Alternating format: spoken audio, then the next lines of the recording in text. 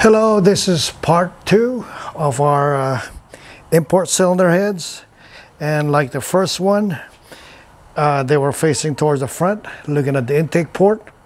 Now we got it on the exhaust side, and we'll talk about it, and the Z stayed where it's at because it's flowing on both sides, same direction.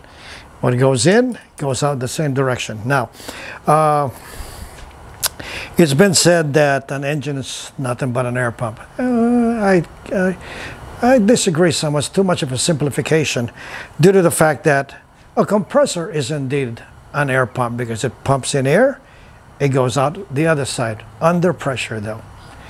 But here, an engine really is beyond an air pump. It actually processes the mixture and it turns it into a combustible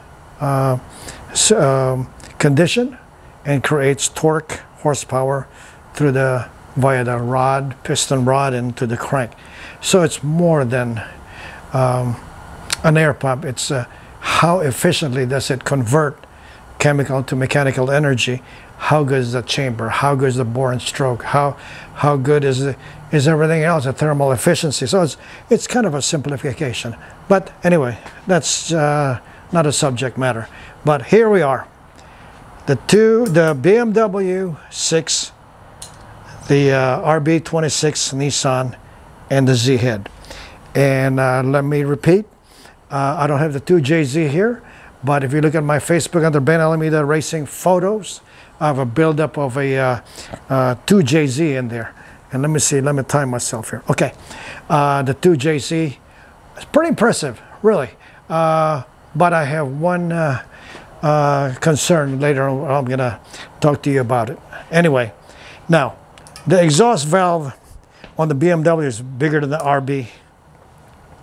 RB26 Skyline or GTR head or engine. Now, that said,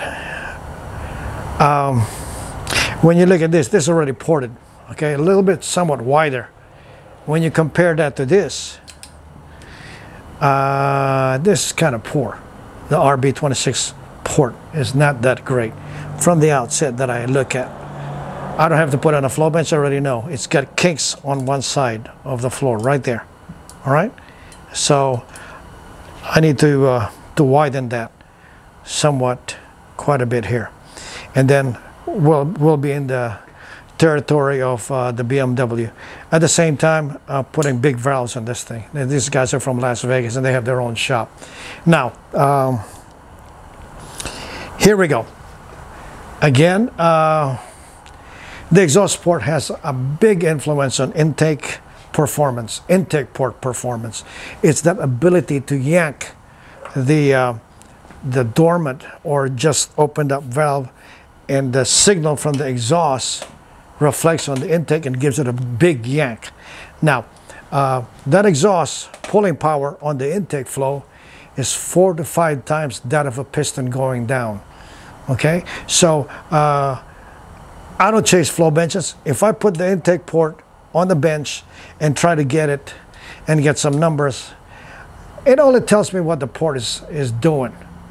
But when you take into consideration the dancing partner, the exhaust has a big influence on how that ends up functioning. Okay, now, like I said, reversion is the enemy of the exhaust port, and so is the intake.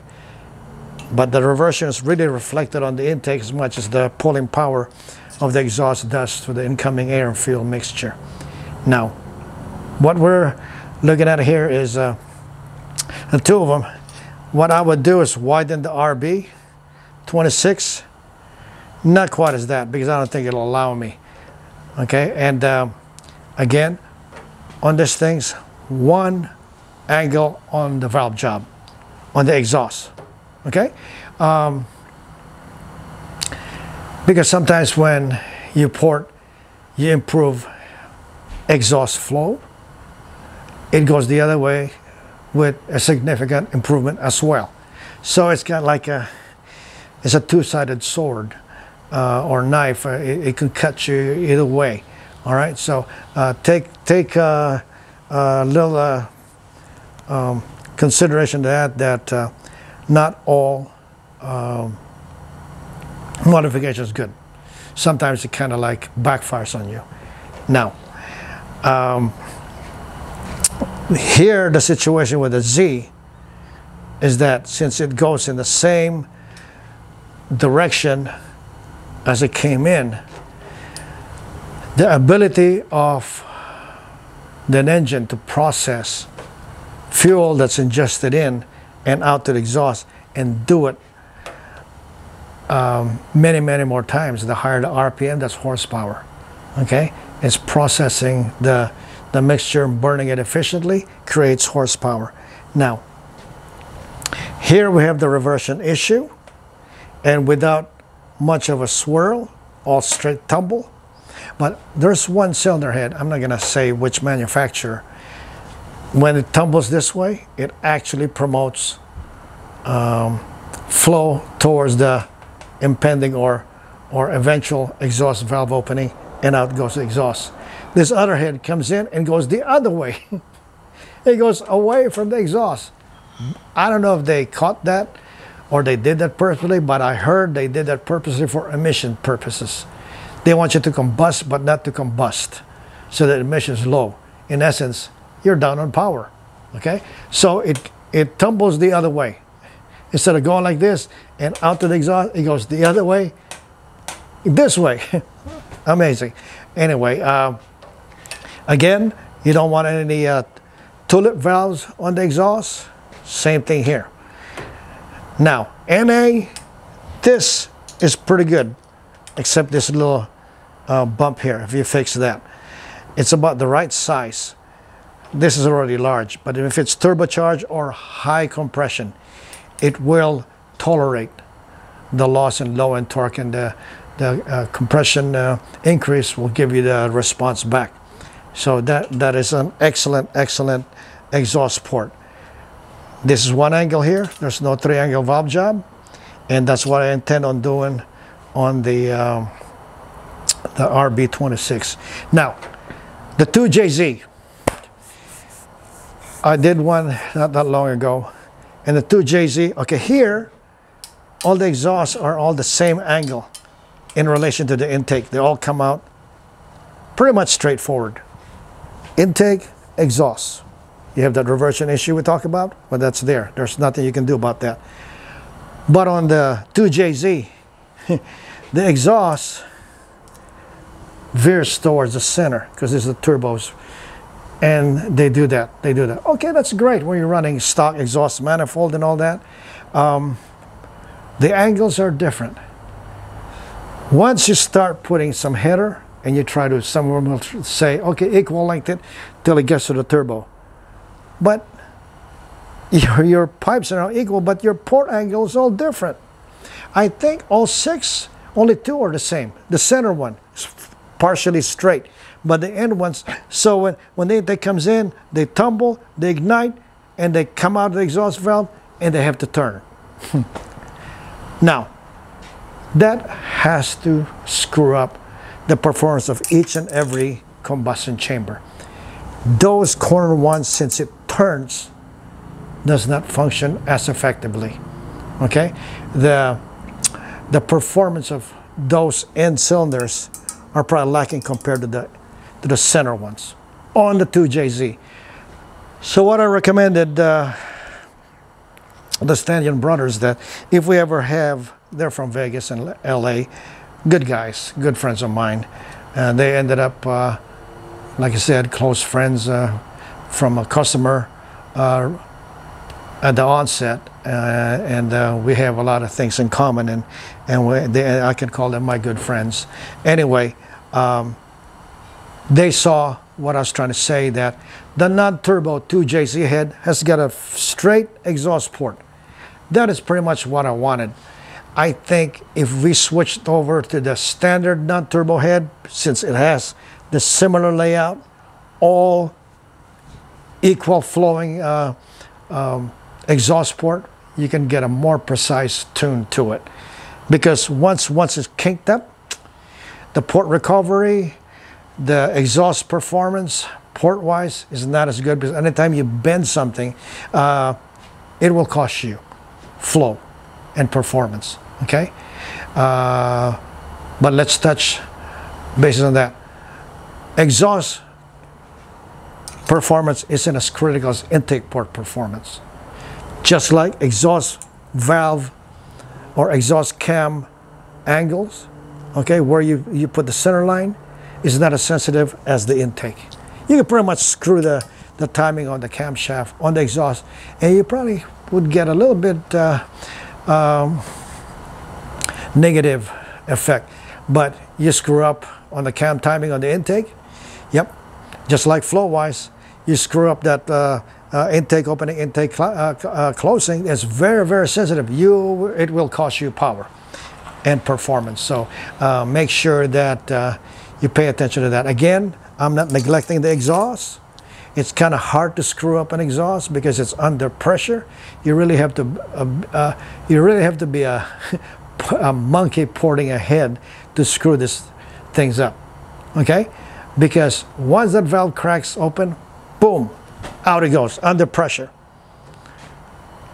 It's kind of hard to screw up, and you can do a, how should I say it, a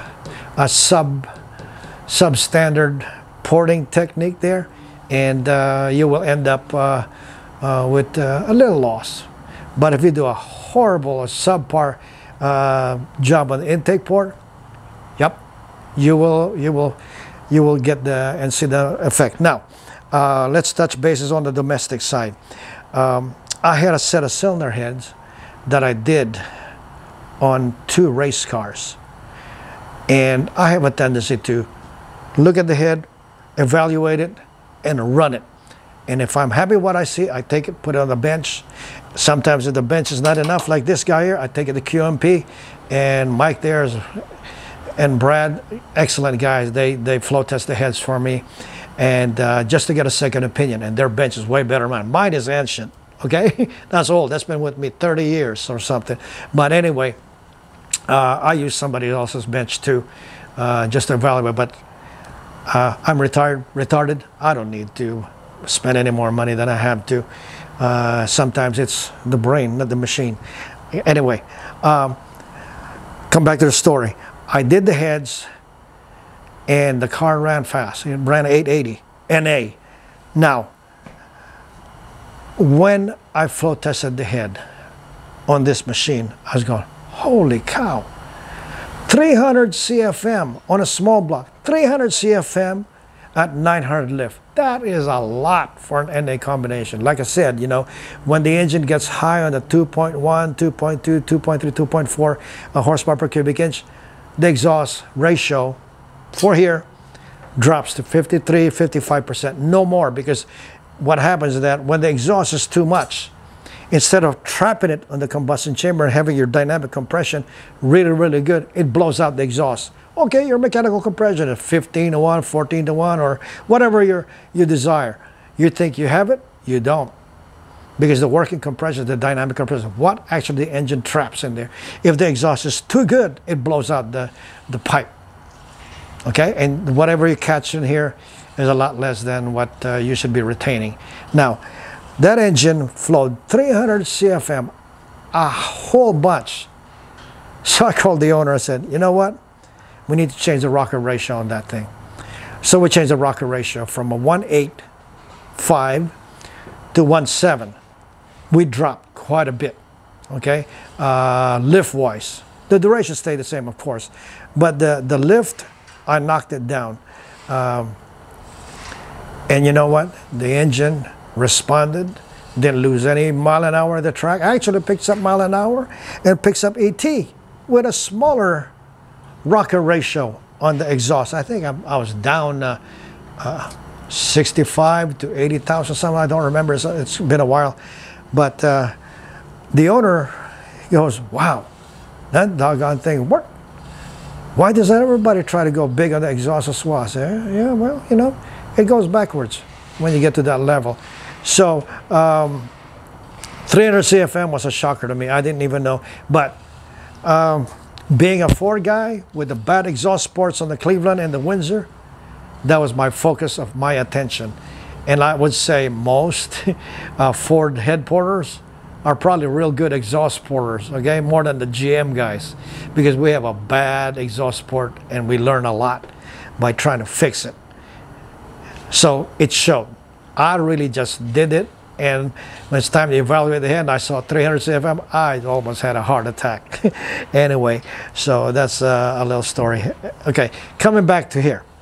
When I'm done with the RB26, I'll let you guys know how it is. We'll probably take it to the dyno, just like this is going to go to the dyno, and we'll go from there. And this is going to the Philippines. So a good friend of mine from AutoWorks shop out there, and it's been a struggle. This Z head wasn't meant to really try to go all out racing, which is what I was trying to do, and oh gosh, it's been a horrible thing. Up to setting up the valve train and all that, you have to put those spacers, but otherwise I'm still not counting it out. It's still going to be good. The 280Z, I run a 240Z connecting rod, a little bit longer. I didn't stroke it any more than what it had at that time. Real light piston, 12-to-1. So I think it'll show a lot of promise in the manifold and everything. Okay, so again, look at the capability of each and every head, and I'll post some more stuff. We'll get more into the exhaust capability, even with the V8s. I want to touch bases with that. Okay, guys, so please subscribe and like so I can keep this going, and we'll see you again. This is part 2. Don't come back and start with part 1. Okay? Take it easy, guys. Bye-bye. Thank you.